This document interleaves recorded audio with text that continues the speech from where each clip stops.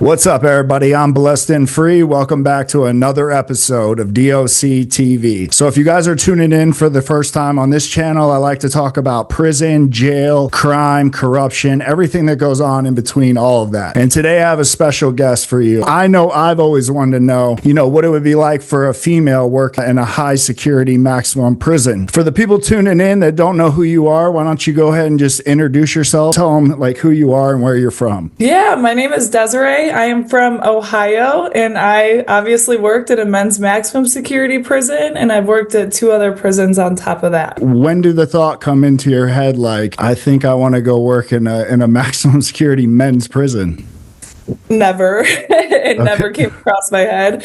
Yeah, I actually had just graduated nursing school. I was looking at my career options at the time, really interested in trauma ICU. That was where I wanted to be. It felt like a place that'd be home to me. And in the meantime of waiting for that, I saw a correctional position pop up. I applied for that job and went through this interview process, but it was through an agency. So I really had no idea what I had signed up for. And they gave me the address of the first day to show up, told me what to wear, and I had no clue what I was about to walk into. Did you just drive there for your morning shift in the morning? Yeah. No, that was me being a young, dumb, irresponsible girl too. I just decided, I was I'm gonna just show up. I didn't look into the place. It just said the name of the city, Correctional Institute, and I was okay. I knew that there was one place though that I did not want to be, because I had heard very, very bad stories about it,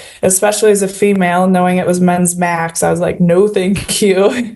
Well, I ended up showing up, and they stripped me of everything other than my dignity and sent me through the door. They didn't let me bring in my lunch. They didn't let me bring in my Apple Watch, my phone, my bandage, scissors, nothing. So you're in there and they're doing all this. They're nope, you can't take that in. Nope. And you're walking in. What's going through your mind at that time? What are you feeling? What the fuck did I just sign up for? Yeah, I can't imagine. Pardon my language, but what the fuck no, did you're I just good. You're good.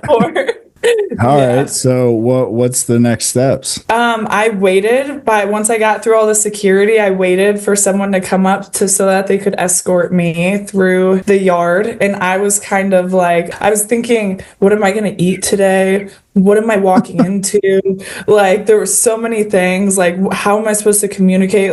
I need to tell my dad. My dad's going to kill me if he knows where I am right now. There were so many thoughts. Are the inmates around the prison freely as you're walking through? Have you seen them yet? No, at this point, I just made it through security. I am in front of the first locked door. So once that lady met me up front, I then walked through two locked doors. I then went down. I went through control. I went through a big locked gate. They had to face check me, give me an ID, a contractor ID at the time. Then they put me through a second locked gate. So at this point, I went through 4 locked doors in total. And then I, and next thing you know, I'm in the yard.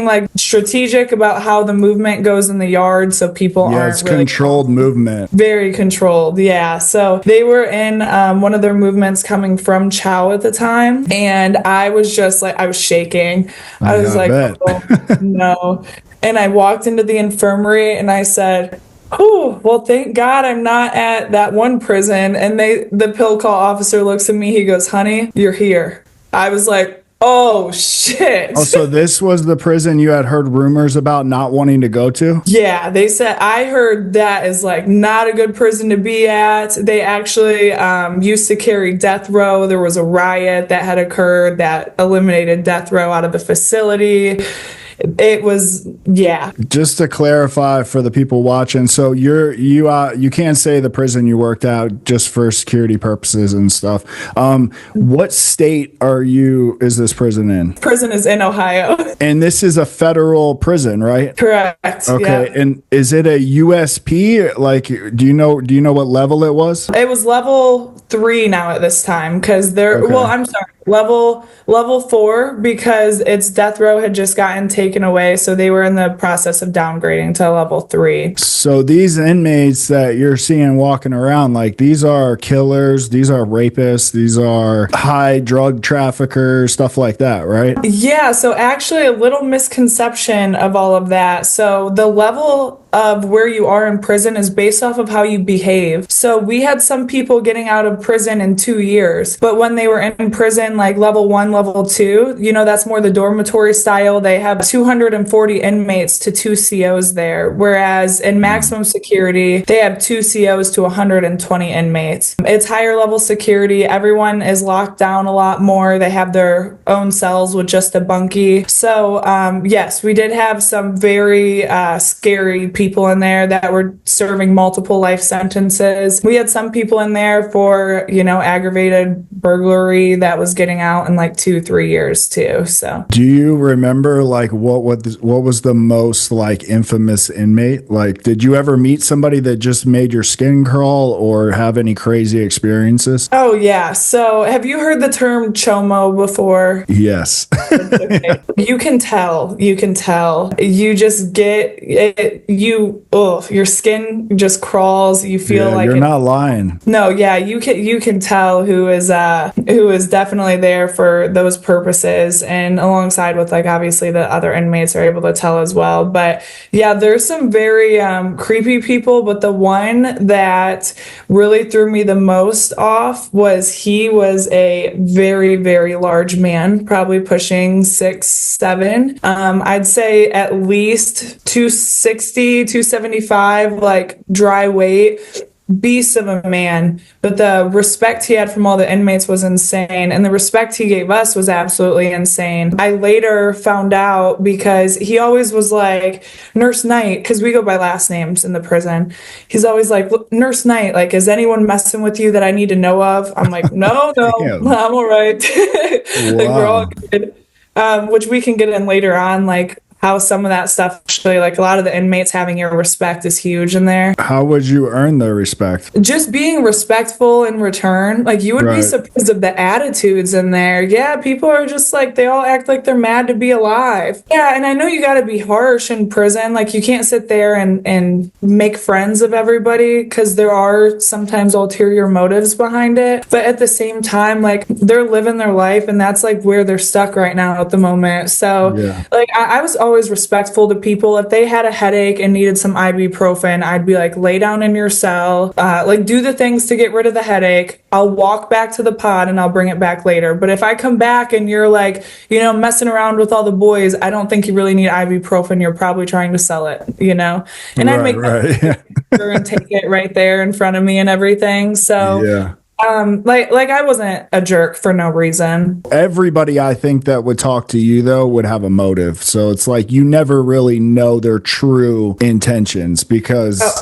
I've been in prison and I know every time the nurses come for pill call, there's like 4 that have a crush on the nurse. 2 of them think they're in a relationship. The nurse doesn't even know who they are. You know what I mean? They have this fantasy going in their head. So did you have like a lot of problems with dudes like trying to hit on you and stuff in there? Oh yeah, absolutely, all the time.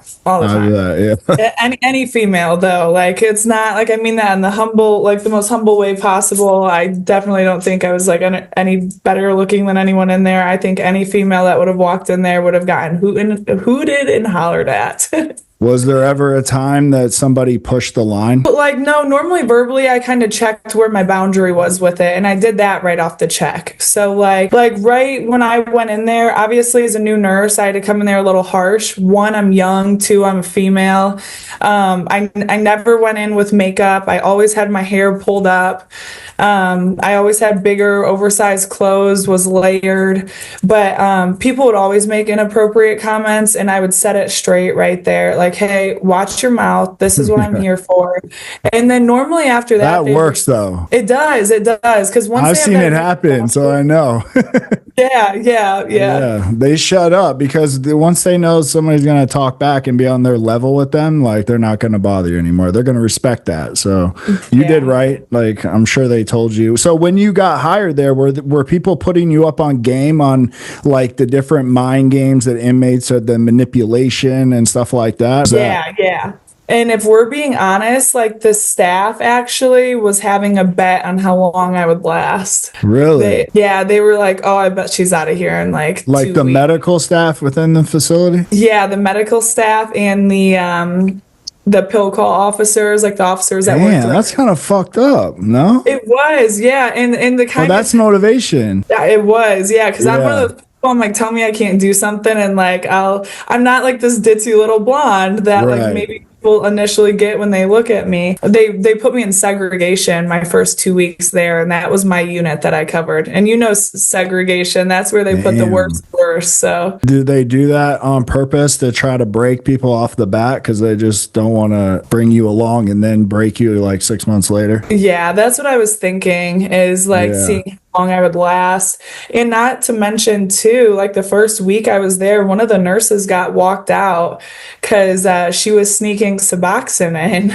And they Oh ended man. like did a 5-year study of it. So that's another thing that they're kind of like seeing too is like dirty staff and who's willing to like be able to get manipulated by inmates. So they were testing me for Did sure. you ever have any inmates try to get you to bring anything in? Nope, I have No? not actually. Yeah, they knew though not to with me because Because you I checked them. yeah, and like I always like off the rip, like I said, just had that boundary there. So they were like she's nice and like has respect for us, but she's also not really one to mess with because the ones that we didn't get along and we kind of clashed, people were like, ooh, I wouldn't want to be on Nurse Knight's bad side because like she's the nurse that's willing to help us out when we need it. Like, and when they're pepper sprayed, I'm like, hey, let's like, spray your eyes out and stuff. Where some of the like nurses or like the one inmate that was like super, super mean to me, I couldn't even like unlock his cell to do anything with his eyes. So I'm like, dude, you're gonna have to blink it out. Like, you're gonna have to blink it out. You can't even get fake respect for me for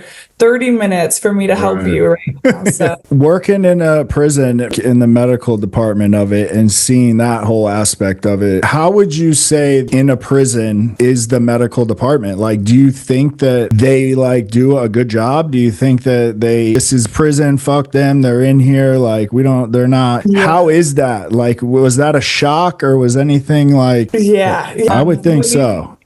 Yeah, with me working in 3 different prisons, I can say one thing standard across the board. I got just as shocked from the day that I started to the day that I quit at the way some of the medical staff operated. So they a lot of them did have like fuck them, like didn't really seem like they really cared enough to like look into things. Now I don't want like a couple of those bad people to make it seem like all the staff was like that, because I did work with some nurses who like they knew their shit and they were really good, and they definitely cared for the inmates too. But yeah, I did feel a lot of lack of empathy in those walls, because I think they harden, and being around that environment and the manipulation and the harassment and the lack of respect and like all of that continuously makes people like harden, where like people like bedside nurses are getting burnt out from like the compassion. But being somewhere where you're continuously caring for people that are like unappreciative or like shitting on you, it does make them where they're just like kind of wipe their hands clean doing bare minimum. That's never been my style of the way that I work, so it was really hard for me. Yeah, I had a difficult time Coming from my side and being in prison, watching like the medical staff and just how inmates are around me in the dorm setting. And I've seen nurses like yourself come in, were nice, that came back with the ibuprofen, because some nurses don't come back with the ibuprofen, right? And she starts out like that. And then you have these dudes that are in prison, and let's be honest, some of them are pieces of shit and they've never respected anybody, let alone a woman. So over time, when that nurse deals with this day in and day out, fast forward before, like 2 years later, she doesn't come back with the ibuprofen. And can you really blame her? So it works on like both ends. You know what I mean? And it's sad because there's like I'm sure you working there and me having been in there, like what is the solution to all that? Like, do you feel like the prison system is a well-oiled machine, or do you feel like there's just a lot of work that needs to be done? The maximum security that I was at felt a lot more like a well-oiled machine. A lot of the nurses there were nurses that were there for a long time. They were more than equipped to do the things. The COs knew exactly their policies and procedures, but there was also no room for slip-ups. Now, I did work in a level 2, and then I also worked where it was just like short term, like parole violators pretty much. And I would say the lower the security, it seemed like not so well-oiled machine anymore. There was like a lot of things happening why it's like, why are these people in the yard? They're not even supposed to be out there. Like there was like, they weren't as organized, it seemed like, a little bit more chaotic. The dormitory style, for example, they called me in there for an emergency once. And when I tell you, I had 240 inmates in my face. I had 240 inmates in my face. Doing what? They're all hooting and hollering, oh, I got chest pain, nurse night, like told the COs, I'm like, get your pod under control. Like I am walking out until it's safe for me to do my job. But like what, you can't call me in here. That is not safe. That's not safe because they already had me walking the yard by myself. And even in the maximum security, quite a few times I walked the yard by myself because like they didn't have the staff there, which is fine. Minus nurses don't carry anything. I got my 2 hands in Jesus to protect me. So yeah, but sometimes that's not enough though. That's what I'm saying. Like that's not enough, and especially with them dudes. And like, yeah, man, that's crazy. The machine's not oiled because they're low staffing. During that time, granted, it was COVID, so like the operation was a lot different. It was just so I think up. a lot of people shifting, a lot more people sick. So it could be from that. Other places, I think that it spirals down from the management. What was the most corrupt thing you saw from on the staff part? And you don't have to name names or anything like that, you know? Yeah. I'd say like where the medical staff would be like, hey, like don't go out there right now. And I'd be like, why? They're like, just don't. We'll go out where? We'd get like a call for like, oh, we're transporting people in the yard right now. Like, and we knew that something violent had just happened between like inmates. But like, so somebody could get stabbed on the yard. And the guy officer on the yard is hitting his button saying, we need medical. There's a violent stabbing. And you're going to rush out the door to help him. And another nurse says, no, honey, not right now. Don't go out there. What? But it felt really like, what? But it wasn't like in a way to like harm the inmate. It was in a way for like our safety. But it's kind of that ethical thing. Like, do I go? Because the faster I intervene, like the better something could be. But like we had to wait for, even if somebody got stabbed, we had to wait for them to be cuffed up, and we had to wait for them to be transported over to us unless they physically couldn't be. And same with when we were reporting to an emergency, unless the pods, like in the maximum security, unless everyone was locked down, we were not allowed to go in there because of like our safety. So I mean, I get that, but at the same time, like that's just shows you the whole system's not right. You know what I mean? Yeah. Damn, have you ever seen an inmate die? I did not. No. There was a situation when I didn't work one of the shifts, but I myself have not. I have seen one get very close to dying had we not intervened the way that we did when we did. Thankfully had not. Thank God. Would you say that in Ohio there's a drug epidemic in the prison system? Absolutely. And what drug would you say is the problem? Let me tell you what. They were chemists up in there. Okay.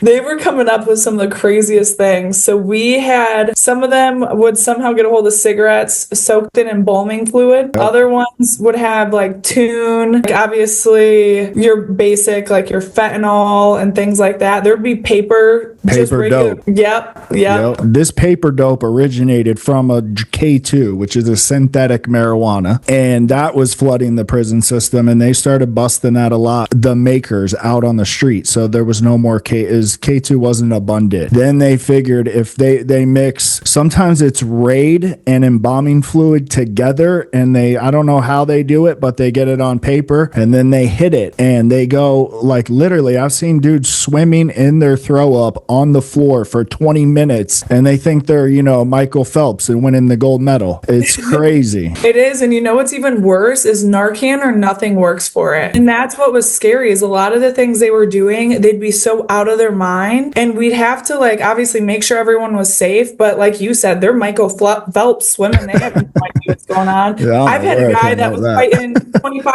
people at once. Like thought he was getting attacked by It's demonic too. They look like they're possessed. But they lose all control of their bodily fluids. Sometimes their stool, their urine, they're vomiting everywhere. I will never forget, we had a guy attacking us. One of our nurses had gotten hit in this because he was barely responsive, but then he came out of it and was just guns a-blazing, thinking he's attacked, having this huge hallucination. And then next thing you know, he's under his bed and he's in the fetal position screaming for his mom. We couldn't get him out. And then once we finally got him back, we just keep continuously monitoring his vitals, and that's all that we can do. And forcing water, which I'm sure a lot of the time you can't even get water in them because they're so out of their mind. Yep. And then he finally came through and he goes, "Oh shit, and the pretty nurses are on staff today. I'm so embarrassed." What? And I was like, he snapped out of it? Yeah, out of nowhere. He's like, "I'm so embarrassed." I'm like, "Don't do this to yourself again. You done peed yourself, you swam in your vomit, and you beat three of us." But you know what's crazy is when Aunt Mary sends him $50 next week, he's gonna go do the same shit. He may do it before. He'll probably get it fronted and twice back when he gets the money. But he's gonna do it, and you can't. It's it's sad. When I was in there, they made a whole dorm dedicated. They called it the Gook dorm, and everybody that got caught smoking or doing paper dope, they sent into the same dorm. And you would walk by Chow and look in the windows of this dorm, and they would be walking around like zombies in the dorm. Well, you can smell it too. We did pods like too, where you're walking past and you're like, "Oh, they're smoking tune in there." It smells something fierce. Did you ever have any experiences working there where it touched your heart? A guy came in and changed his life, or found maybe he was innocent and he got out, or something crazy like that? I've never seen the innocent and got out. I have seen the people that have left, and I obviously haven't followed up with them afterward, but they never came back throughout my duration there because they were doing the right things when they were there, and you can tell they were wanting to really get better, and they wanted to take this as a learning opportunity instead. I actually have had quite a few people since I've started doing TikTok that have reached out to me and kind of told me their story as well, which is super awesome. So yeah, that's awesome. Yeah. So what mentioned in your TikTok, for the people watching, you have 200,000 followers on TikTok, right? Yeah. Wow, that's an achievement. Congrats. Thank you. Yeah, that again was an accidental thing, just like becoming a prison nurse. I just started talking about prison nursing a little bit and realized how fascinating it was for a lot of people. A lot of nurses didn't even know that was a career option. It's crazy, right? How you can do TikToks about working in a men's prison, and so many people want to hear about it, right? Yeah. But it's cool to inform people, and then it's cool because I'm hearing people's stories too. And I also have the other people that are so mad at the prison system that they're deflecting it onto me. So I get all types of people. How long did you work total in the men's prison? Total 3 years. I did 2 years in men's maximum security, and then I did 1 year that was kind of floating back and forth between men's max and dormitory style. It was a level 2, and then just about 6-7 months in the parole. Did you ever hear about any famous people that were in there when you were working there for crazy crimes? Yeah, I did. We actually had one of probably the most dangerous inmates at one point locked in our in Ohio? In Ohio. Yeah, but I don't know how he ranks out of everyone, but I can tell you that man is a cold-blooded killer, and his IQ is too low to be death row. He has killed 3 or 4 inmates himself. He's Multiple from murders. Ohio. This all like his crimes. Yes. Okay, and you can't say who it is, right? No, I Because that'll can't. give away the prison, right? Well, and because HIPAA violations and stuff Oh, too. okay, So okay. like, cleared, I can't, Yeah, yeah. well, I guess people do your research. What made you stop working in the men's prison? Was it like too much or you just got tired of it? I think mainly I got tired of it just from like our short interaction. I'm normally, as you can kind of see, a little bit happier, upbeat. That environment, I almost felt like I had to have an alter ego a lot of the time. And I had to be like more rough and tough. I couldn't be my normal, like bubbly, Right. happy, it seemed like. So it started kind of carrying over and I feel like had an effect on my mental health. So I decided to give the prison system a break. But since going to hospital nursing, I'm like, damn, I miss the prison system. Really? I wouldn't Yeah, think I that. do. Why you say that? It is rough out here in the hospitals, let me tell you. It is In rough. what way? Just like the staffing ratios, it's same thing, lack of respect, but it's coming from people with God complexes that like are just like so rude and we just kind of get like crapped on every day. And not that we didn't in prison, like I mean, we definitely had to make up for like short staffing and all of that there, but it was a lot more tolerable because the people I worked with were super cool and we were all going through like the same situation, so we all like Yeah. really leaned on each other. But yeah, the hospital system, after being out of it for so long, I'm like, I don't know if it's for me. Well, hey, you can always go back, I guess, right? I know. I've honestly been thinking about it. But what did your parents think, like for your family, when you told them you were working in the men's maximum security prison? So my mom is actually a juvenile prison teacher. So she works in that environment. She kind of knows the ins and the outs of it. My dad, on the other hand, let's just say he didn't want me to have tattoos either, and here we are. Okay. So let me just tell you, he was not happy by any means, but I kind of just told him like, Dad, I'm gonna do it anyways, and you know, it's like my life, my story that I'm writing. I understand your concerns, validate it, but I'm gonna do what makes me happy. So And I'm sure he respected that, right? he did, yeah, he did. So you have TikTok. Do you want to give the people like your TikTok so if they want to go look you up, they can follow you? Yeah. So my actually all my handles are the same on my social media. I did have to remove my last DESIREE period ANN7, and I believe that's the same thing for TikTok as well. Yeah. All right, it's and I can link it in the description of the video too. So if you guys want to find that, just check out the description. So as after working and seeing the another side of society, because that's like what working in a prison I'm sure is like. Do you feel like people can change and like there's hope for those guys in there, or do you feel like a lot of them are just lost causes? I honestly like I do feel like there is hope for a lot of them. I really do think if they reach out and do the things that they need when they're there, if they can put their head down, you know, focus on like their fitness, their eating, give themselves goals that they're accomplishing, and like think of ways that they're gonna revamp their lifestyle when they get out. Now, when you're in that but you become who you hang out with, right? So when you're in that environment, you're around a lot of people that did crime. So it can be kind of like where it takes you over. But if you can at that point separate yourself and get on your own path and get that plan for when you get out, like, okay, when I get out of here, I'm not going to be around these people. I'm not going to do this. Like, this is what got me in here. And they take the time to really grow from it. Absolutely. Now, the people that have like 12, 14, 16 numbers, hopefully I'm praying for them still, Yeah. you know, but Yeah, like they're at that case, you just hope they get sick and tired of being sick and tired. You know? yeah, like maybe they'll have that one number that's like breaks for them. But unfortunately, we do see a lot of reoccurring offenders, but we also see a lot that don't too. So Well, that's good. And I appreciate like you saying that because it's good to have like coming from my side, you know, having people that still like there is change. People can change. I don't know about with 12 or 14 numbers. That's a little too much. Well, I appreciate you coming on the channel. She's got definitely some crazy stories, and she has more to come. So I'm definitely gonna bring her back on the channel so we can talk about some of those. And again, I appreciate you coming on the channel today. Yeah, thank you for having me. All right, no problem. You're welcome.